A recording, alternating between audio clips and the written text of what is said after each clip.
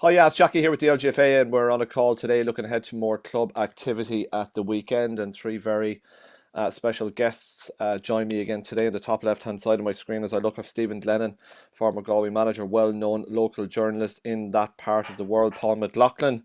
Among other things, fixture secretary in Dublin, Paul, a man of many talents and many jobs, and Odhran McNeilly joins us as well from St Ergnat in Moneyglass in Antrim, county champions, and have progressed nicely as well in the Ulster club, and will be contesting a semi-final at the weekend. And Oran, I'm sure you're a happy man. I mean, to get out of Antrim for the first time in so long, and then to beat a team of Armagh Harps calibre in the province, very, very nice work.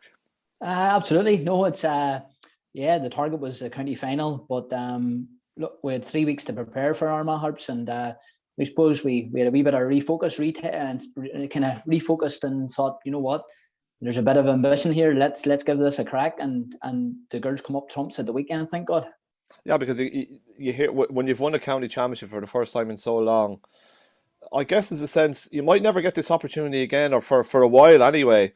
Or in that when you go into the province, as you say, let's go at it. That's it. And to be fair, the girls showed serious character to follow up on what was an impressive county final victory. They followed up with a good victory against an Armagh Hearts team who, you know, to come out of Armagh with back-to-back titles is hugely impressive. And for our girls to see that one through in their first outing in Senior and Ulster Championship is impressive, you know. And Oren, you're at the coalface there, so we hear and see what's happening in Antrim, and there's a lot of good things happening and have been at underage level in recent times. And then Antrim get to a junior final this year, unfortunate not to win it. So there's a lot of good things happening in the county. Yeah, there is.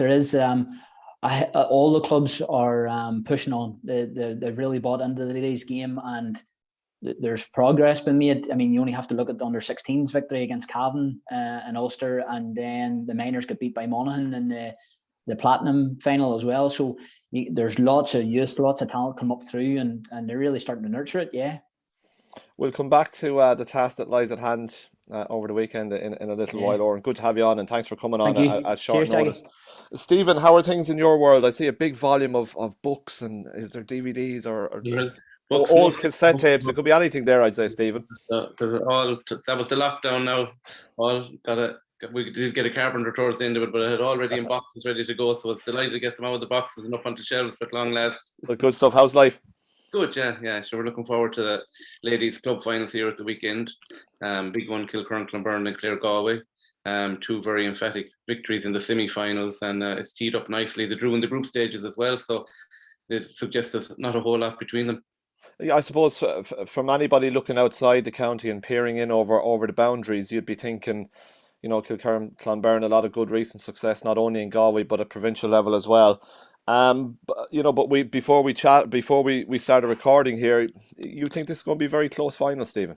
I think this is Clare Galway's best chance yet. Might like to hear that. They're probably playing it down, but they've been very impressive in this championship, winning games big in the group stages. In their big test was against Kilcurran, Clonberne.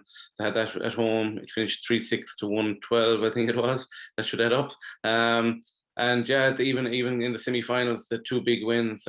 They went. You had Kilcurran, Clonberne bet Mike Cullen, who were unbeaten in the Senior B section earlier in the day, and you were wondering, could Clare Galway surpass that against Corofin? And they did. They had a big win there, and the game was effectively over at half time. Okay, and Paul McLaughlin in Dublin, finals weekend for you good folk as well. So senior on Friday evening, and then a double header on Sunday, I believe. Paul, you might fill us in on the blanks from there. Senior final Friday night in Parnell Park, Foxrock Cabinteely versus Nafina, and then we've a double header in Lawless Memorial Park and Fingalians and Swords on Sunday. We've got the junior final. We have and the intermediate final. We have Jules and Clontarf B in the junior final, and then in the intermediate final we have Castleknock and Sylvester's. Okay. So three big games of the weekend. So three keenly contested contests, I'd imagine, over the weekend. Absolutely. I suppose, look, naturally a lot of focus will go on the senior final on Friday, which people can watch as well. Paul, you might let us know how we can do that during the course of the conversation. But talk to me about Foxrock, Cabinteely and Na Fianna. Fox Cab going for 7 in a row, and Na Fianna looking for their first since 2014, I believe. And just like Galway, this might be one where the challengers can come from the pack and perhaps take the silverware. Who knows? Yeah, it's a very difficult one to call, because last weekend they played in the group section in Moby Road and Na Fianna's ground, and Na Fianna won it by a point in a fairly keenly contested game. It was a low scoring game, but a good game. So Na Fianna, in one sense, you could say, it's great for Na Fianna to know that they can beat them, and that they have that going into the final, that they've got one over them just a week or two ago. And there could have been a bit of boxing clever by both teams, but from a Foxrock Cabinteely point of view, I'd say, Nipper mightn't be too disappointed they got a defeat. There might be a good preparation going into the semi-final. They had a tough game against Ballybowden, but they won it comprehensively, kind of in the end. They pulled away. So obviously with the experience of Foxrock Cabinteely, particularly back in Parnell Park this year, and it'd be great to have the crowd back there again this year.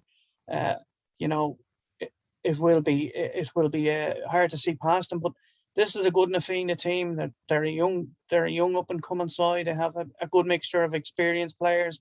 Obviously, Hannah Tyrrell has made a huge difference to them as well. So it's a tough one to call. And I think it could maybe go right down to the wire.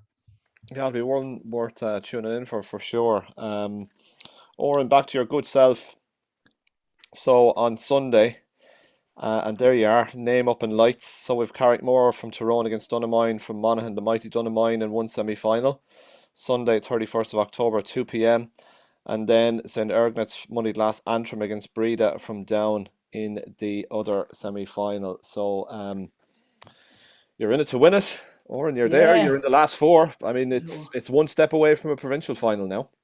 I'll not be using them words to the players during the week. I don't want to apply any pressure, but look, it's bonus territory for us now.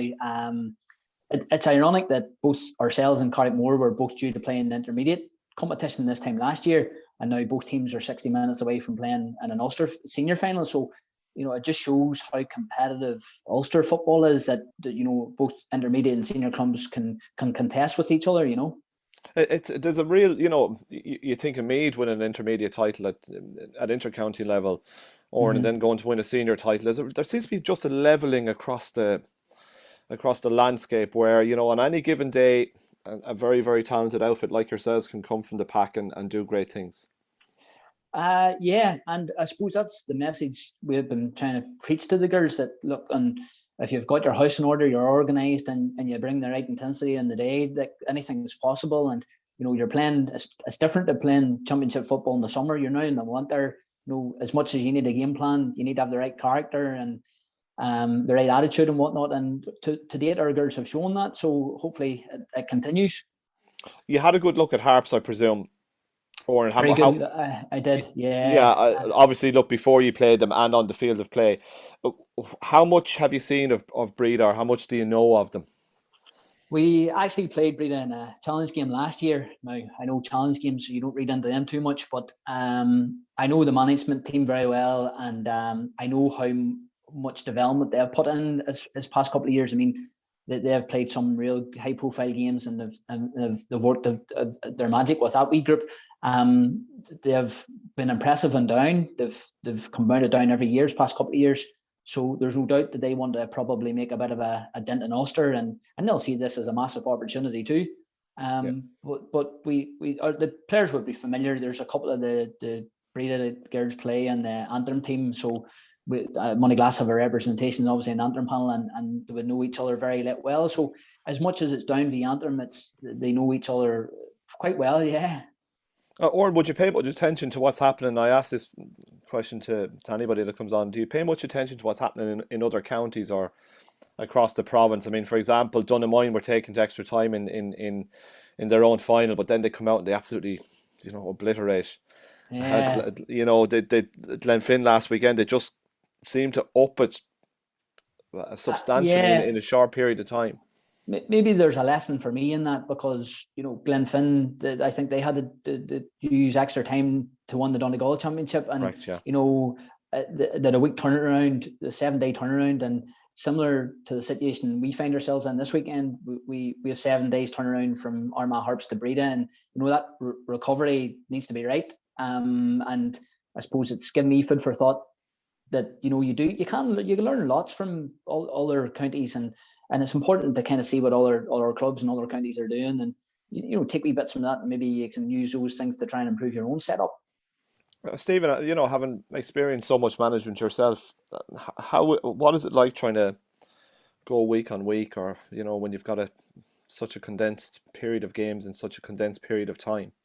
It's it can be tough enough, but I think the important thing is the recovery.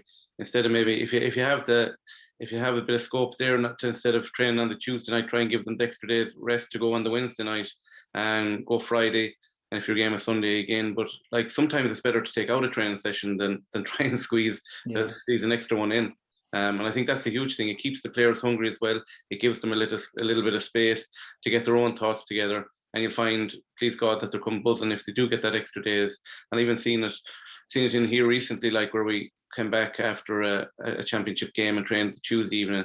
You just thought they were a bit heavy, and the bodies were aching, and there wasn't the same sort of freshness and zip that we had to it in the previous weeks. Where this evening now we'll go train again. You'd be just hoping that by giving them the extra day, there'd be a bit more pep in the session. Yeah. The two teams obviously that know each other very well, Stephen, Clare Galway and Kilkerran Clonberne. Yeah. So, if you're managing one of these teams, are you more focused on what you're going to do well yourself, or are you also very cognizant of the strengths of the opposition, or is there's surely a balance there somewhere along the way too? Probably is. Even like Willie Ward, Kilkerran Clonberne manager, was walking out of the Clare Galway game at the semi-final, and he was impressed with them. And they've met each other. This is the third year in a row. They've met 5 of the last 7 years. They know each other very well. They're the two main challengers to the title every year, and Kilkerran Clonberne have just got that. They just had that little bit extra, like I wrote in the report, that when you're watching them play, there's a lot of men's team that should just go down and watch how Kilkerran Clonberne play. They're just so instinctive in what they do. The pop pass, the working for each other, the off the shoulder support. It's absolutely excellent. And what it's done, it's driven Clare Galway to try and reach that standard. And this year in particular, from what I've seen, they certainly seem to be getting there, and they're closer now than they ever were to it. And you've just got two unbelievable sets of forwards there, Kilkerran Clonberne. You talk about Louise Ward and Olivia Dively, surely, but then you have the likes of Chloe Meskel and Ailish Morrissey inside as well. And that's not to include leave out the two Noon girls, Ava and Lindsay were there the last day, with Hannah further back the field. So it's a hugely talented group. And then you go across to Clare Galway, you'd have inside Andrea Trill and Kate Slevin were the two main scored interest the last day, and they were awesome. And then on top of that, you had Louise and Shauna Brennan coming in and both kicking several points apiece. I think 4, it could be 3 and 4 that got each. And then to that, then I was mentioned to you on air as well, off air, Jackie, about Ciara Carney, the amount of work she's doing, is falling deeper into the defence and carrying ball forward. And then that leaves you Megan Glynn and Charlotte Cooney. Charlotte Cooney got 2 unbelievable goals in the semi-final coming from midfield and just ghosting in behind. So they're really getting their act together. And I suppose I haven't mentioned the defence yet either.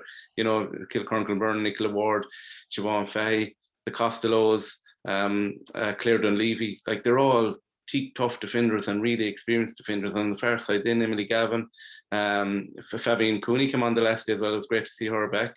And then you have Karen Dowd, Orla Murphy.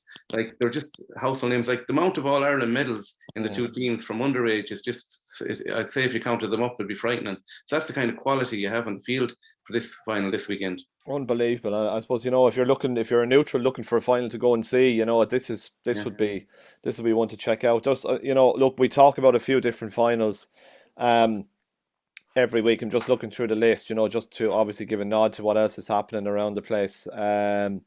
Halloween weekend, we're talking about Dublin, obviously. Laois final is on, Longford final. These are senior finals. Roscommon is on, among others. So it's a very, very busy time right across the country. Paul, can we watch Sunday's 2 games, or is it just Friday's final will be available live? All three are being streamed. Friday night's game has been streamed on our social media channels, and it's also been shown by Dubs TV Brilliant. as well. And Sunday's 2 games are being streamed live then from Galleons as well, from Lawless Memorial Okay. Park. So they're So- 2 o'clock the junior, 3:45 the senior, and then at 7:30 throw-in in Parnell Park on Friday night for the senior. That Friday night game, obviously, you talk about, Stephen has listed the players there that have graced Galway colours, underage and senior level. Some brilliant talent on show on Friday evening as well in the Dublin final, Paul. Yeah, a lot of talent on both sides. Obviously, Foxrock Cabinteely have a considerable amount of talent across the field, and obviously Sinead Goldrick has gone to Australia, so that will be a huge loss to them. And Niamh Collins has been struggling with injury, but you still have, you still have the Lorna Fishardi, Wicklow, and Fiona Claffey from Westmeath, along with Hannah O'Neill, Jodie Egan, and among others, all pretty much household names on the Foxrock side. And then you look at Nafini, you have Leah Caffrey, of course, and Lucy Collins was there and thereabouts, and of course Hannah Tyrrell, who's made a massive impact at both club and county level since her return from rugby. So there's a lot of very interesting battles ahead for both sets of managements and both sets of backroom teams to be sitting down and looking at where they might get the edge this time. As I said, particularly like the previous game was just 2 weeks ago, and it was very, very close. So I think they both have learned a lot from that. And Parnell Park, a big crowd again. It's really something to look forward to for the neutral as well as the 2 clubs involved. And it's great to have it back there again this year, and to have it obviously it's been streamed live by Dubs TV is massive as well. So I think it's going to be a very close game. I wouldn't be hedging too much money on it either way, but it's hard to see Foxrock Cabinteely be beaten in Parnell Park, but you never know. We've seen it in Croke Park this year. A young team comes in, nothing to fear, and I don't think Nafina will be too far away in the final whistle either. Yeah, it's going to be a very, very interesting weekend. Stephen, I'm conscious of your time, so we'll wrap it, and we'll let you all get about your business, lads. I really, really appreciate your time this afternoon, and wish everybody well over the weekend. So Stephen Glennon from Galway, top left-hand side of my screen, Paul McLaughlin from Dublin, and Odhran McNeilly. I wish you well, or in your quest to reach an Ulster final. Great story, St Ergnat, and hopefully we'll be talking to you. You never know, we might be talking to you again before a provincial decider, so we wish you well. Folks, thanks so much for coming along today. Really appreciate your time. Thanks, Thanks, Daggy.